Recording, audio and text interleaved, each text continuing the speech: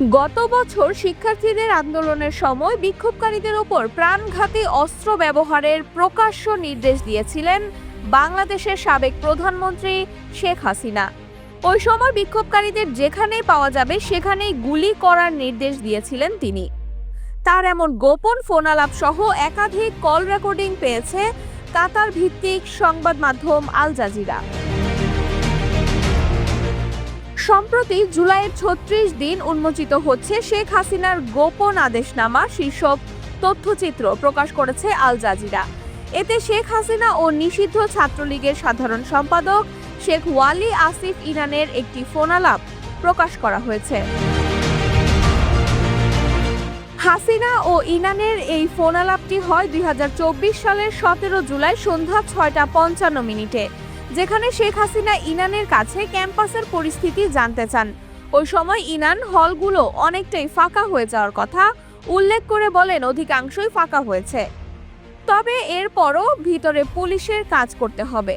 এই ফোনালাপের আগে ২০২৪ সালের ১৫ জুলাই ঢাকা বিশ্ববিদ্যালয়ের ছাত্রদের ওপর হামলা চালায় পুলিশ ও ছাত্রলীগ। আল জাজিরার দাবি, এ ঘটনার ২ দিন পর শেখ হাসিনা ও ইনানের মধ্যে এই ফোনালাপ হয়। সেদিনের ওই ফোনালাপে ইনান শেখ হাসিনাকে জানান তাদের দলের অনেক জ্যেষ্ঠ নেতাই আতঙ্কিত থাকায় তারা দল থেকে পরিষ্কার নির্দেশনা পাচ্ছিল না, তাই সরাসরি শেখ হাসিনার সঙ্গে যোগাযোগ করেছিলেন তিনি। ফোনালাপে ইনান বলেন, আপনারে বারবার ফোন দিচ্ছি, আপনি কিছু মনে করেন না। জবাবে শেখ হাসিনা বলেন, না আমি কেন মনে করব, আমি সারা রাতই জাগা, কালকেও তো। এছাড়াও তিনি বলেন, দক্ষিণে উত্তরে বলে দিয়েছি, যেখানে যা দরকার তাই করতে। পরে নিষিদ্ধ ছাত্রলীগের এই নেতা হাসিনাকে নেতাকর্মীদের মাঠে থাকার কথা উল্লেখ করে বলেন, আমাদের নেতাকর্মীরা মাঠেই ছিল, আপনার নির্দেশনা পাইয়াই সবাই নাইমা গেছে।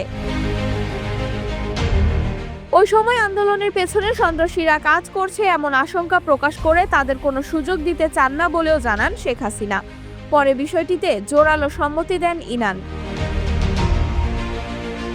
Mehjabin Khanam, revolution 24 news desk.